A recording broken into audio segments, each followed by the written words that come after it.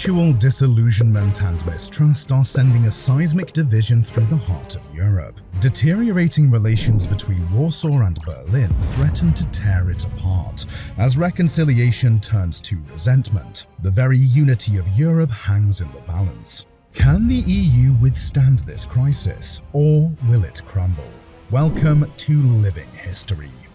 It is no secret that the stability of Europe depends in no small part on a sound relationship between Germany and Poland, and relations after the Second World War have been slowly rebuilt, but on shaky ground. Nazi Germany's devastating invasion of Poland in 1939 killed over 20% of the Polish population, a tragic history that is now shaping Polish politics. But it was Stalin's military success during World War II and occupational influence over Eastern Europe that lent him a strong negotiating position on dividing and shaping post-war Europe.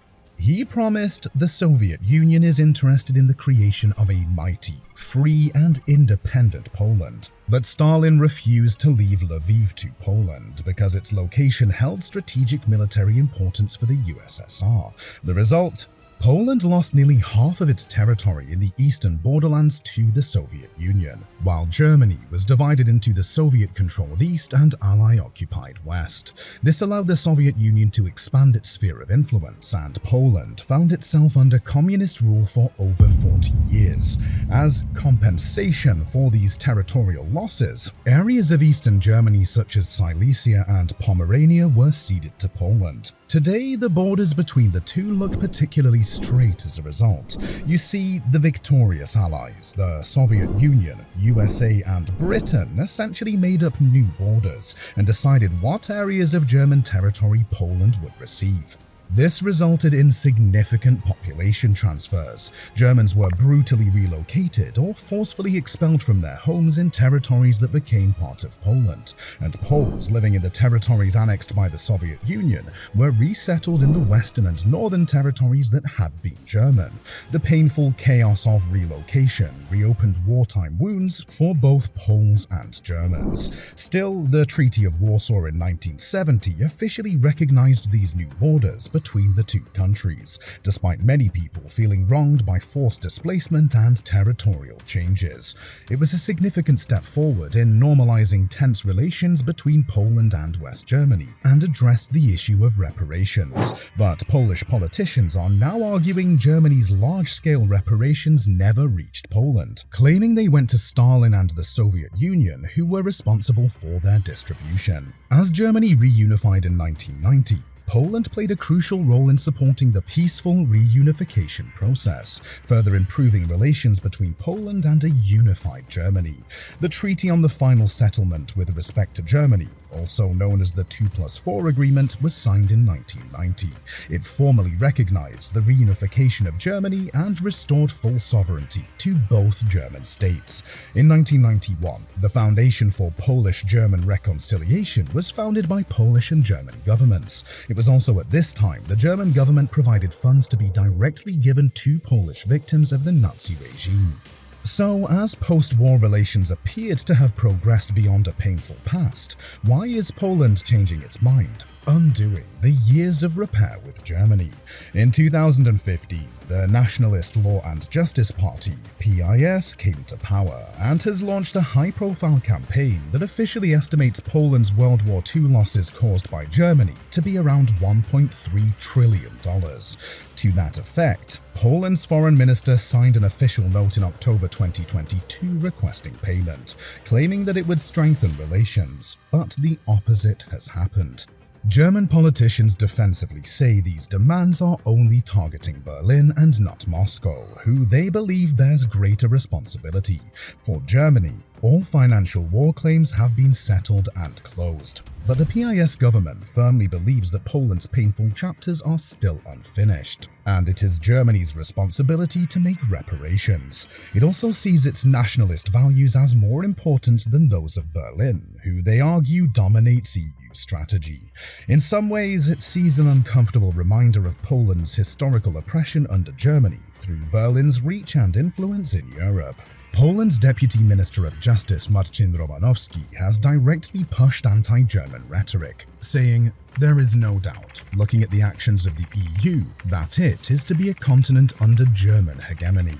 This is the implementation of the Fourth Reich." This weaponized, historically charged language intentionally provokes Berlin and displays PIS's distinct lack of concern for maintaining a healthy relationship with Germany.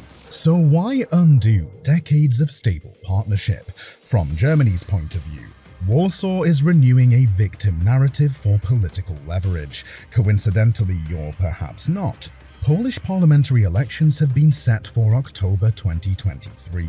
A disillusioned Germany sees the ruling PIS as attempting to use the war as a political punching bag to rally voter support.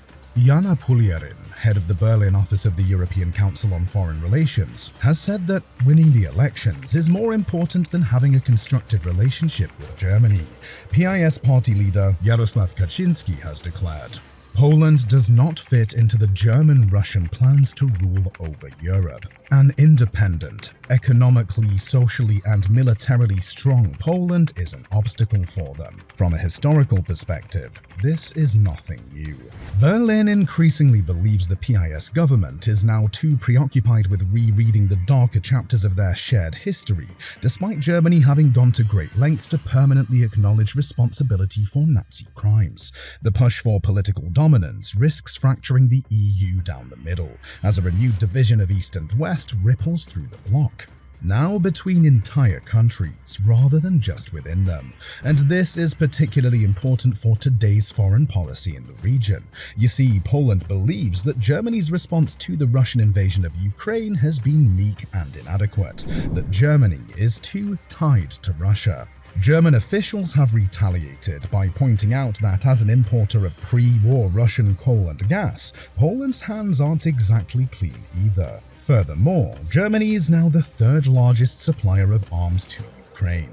In the meantime, the supply of weapons from Poland to Ukraine is currently on hold as tensions grow between Warsaw and Kyiv in a dispute over grain exports, as Poland recently imposed a ban on Ukraine's grain imports in a bid to protect the interests of Polish farmers. To add fuel to the fire, since January 2023, German soldiers have been operating Patriot missile defense systems in eastern Poland as part of NATO's efforts to help strengthen its eastern defenses and help Ukraine fight Russia. It is one of Germany's most significant military presences in Poland since the Second World War, an unsettling echo of a haunting past that has been weaponized for political gain by both sides. Poland is increasingly breaking away from Berlin, and in turn Western Europe, instead strengthening its partnerships with the Eastern Bloc, particularly with countries such as Hungary. Its Prime Minister Viktor Orbán and PIS leader Jarosław Kaczyński share similar political ideologies and support each other in foreign policy disputes. Both nations resist a Germany-ruled Europe, instead seeing themselves as defenders of Europe's traditional cultures and values. Germany has also faced divisive criticism from Europe over its defense spending, frequently falling short of NATO and EU financial requirements. It has also been accused of undermining NATO in its reluctance to follow Eastern European NATO allies on the issue of Ukraine. As Russia invades Ukraine militarily, the Polish government is beginning to see parallels with its own painful history. It perceives Germany siding with an enemy of Eastern Europe and, through its resulting influence, invading Poland politically. In the eyes of the PIS, this is a haunting echo of a past that will not be repeated, and Poland is increasingly willing to split Europe in half to protect itself and those who share its values. Ultimately, Poland's shift and renewed pushback against its relationship with Berlin risks forcing countries within the EU bloc to take sides, divided between the liberal and illiberal, the past and the future. For more on Poland, check out our next video on why Poland's violent history should scare Europe, linked here. And if you enjoyed this video, please support us by commenting and hitting the like button to help others discover our channel. Until next time, this is Living History, signing out.